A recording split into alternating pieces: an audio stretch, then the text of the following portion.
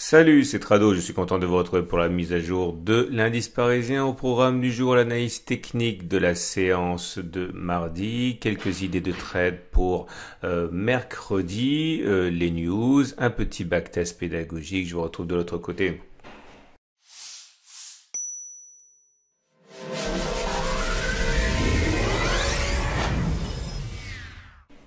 Alors tout d'abord, merci beaucoup pour les messages que vous m'envoyez. J'ai vraiment l'impression que la manière de procéder avec ces backtests systématiques qui ont toujours fait partie, mais en filigrane de mes analyses, mais qui n'ont jamais été véritablement montrés on va dire en temps réel, eh bien suscite chez beaucoup d'entre vous d'une part de la sérénité parce qu'ils savent maintenant comment trade les traders expérimentés et également le sentiment pour d'autres qu'ils étaient dans l'errement, dans l'errance totale depuis de nombreuses années. Oui, le trading, c'est avant tout une histoire de backtest, d'études de graphes, des milliers de graphes avant de pouvoir espérer libérer un potentiel de gain.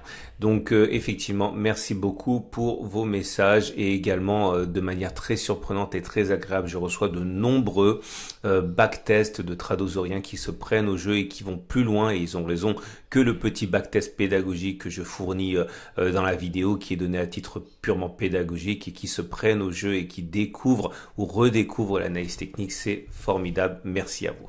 Alors voilà où nous en sommes, rien de neuf par rapport à hier, si ce n'est qu'on abandonne 0,4% sur des craintes de seconde vague de contagion.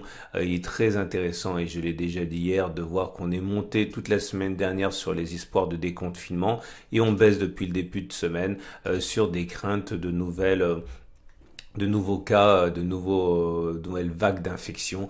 Le marché ne sait vraiment pas ce qu'il veut, mais en tout cas, nous, on en a cure parce qu'on est des analystes techniques, on n'est pas des analystes fondamentaux. Laissons ça à ceux qui le font très très bien. Pour l'instant, rien de particulier, si ce n'est que tout le monde voit midi à sa porte et c'est une véritable auberge espagnole. Tout le monde en a pour ce qu'il veut. Ceux qui veulent acheter l'indice parisien au contact du canal orange en espérant un rebond voient leur ratio gain-risque s'améliorer significativement. Ils mettront sans doute un stop en dessous. Si leur objectif est d'aller chercher la résistance journalière des 4694, 4717, l'objectif il est à 5%, en mettant un stop en dessous du support mineur qui confirmerait à la fois la cassure du canal orange et la cassure d'un support à 3,9%, on a un très bon ratio gain-risque. Les plus gourmands, les plus agressifs pourront mettre simplement un stop en dessous du canal orange avec un excellent ratio gain-risque. Je vous rappelle que aller chercher le haut du canal orange est totalement légitime, mais ça implique de casser des résistances. Ce n'est pas trop ce que je fais, j'aime pas ça. Donc, ceux qui envisagent maintenant de jouer l'épaule tête épaule à la manière de ce que j'ai fait moi, c'est-à-dire avec une épaule ici, une tête là et la deuxième épaule ici, eh bien sont également confortés dans leur choix. Je vous rappelle que c'est ce que j'ai fait moi en prenant mon short hier, puisque mon objectif il est d'aller chercher la ligne de coup, je l'ai dit, il reste, enfin moi je l'ai pris hier ici, donc ça veut dire 2,3% de perte avec un stop loss à 1,8, 1,9, ça fonctionne aussi. Je ne vise pas la cassure de la ligne de coup parce que je ne vise pas les cassures de résistance ni de support quand je trade.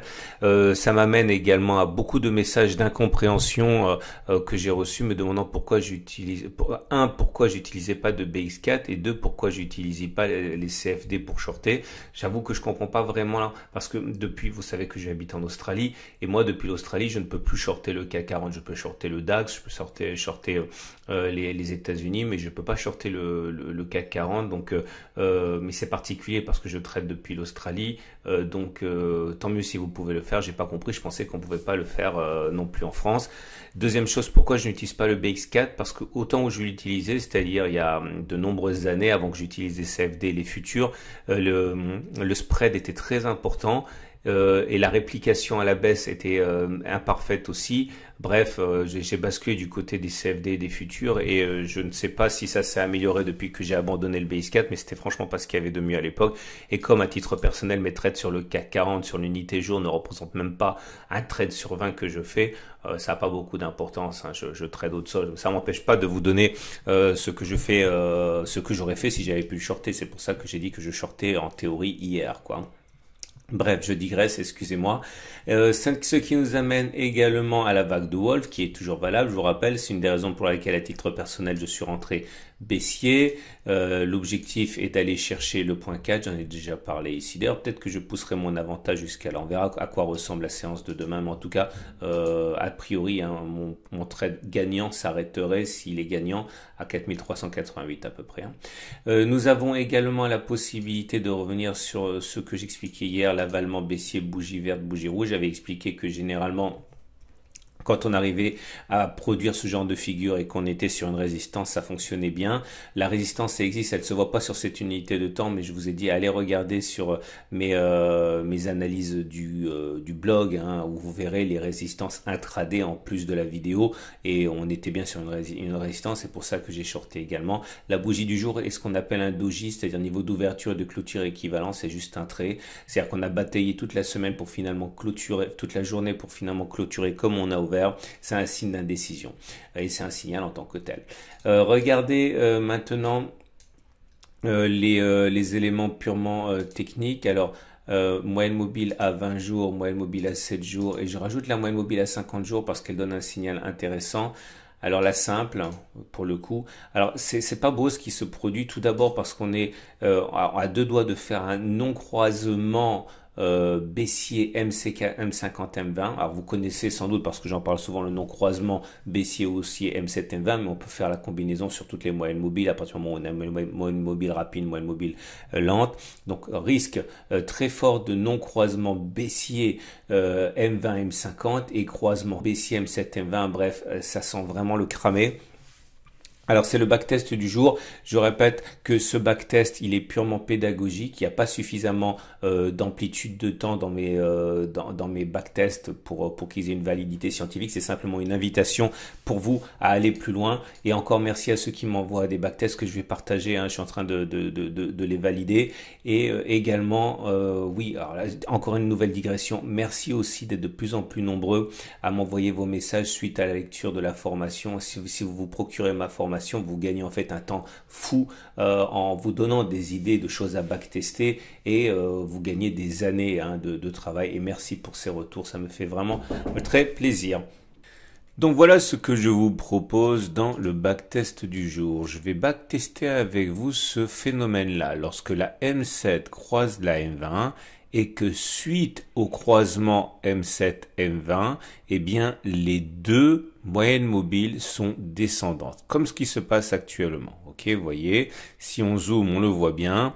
La M7 croise la M20 et après ce croisement, les deux moyenne mobile se retrouve descendante, donc rouge, ok. Alors voilà les différentes occurrences que j'ai trouvées. Il y en a beaucoup, ça arrive relativement souvent.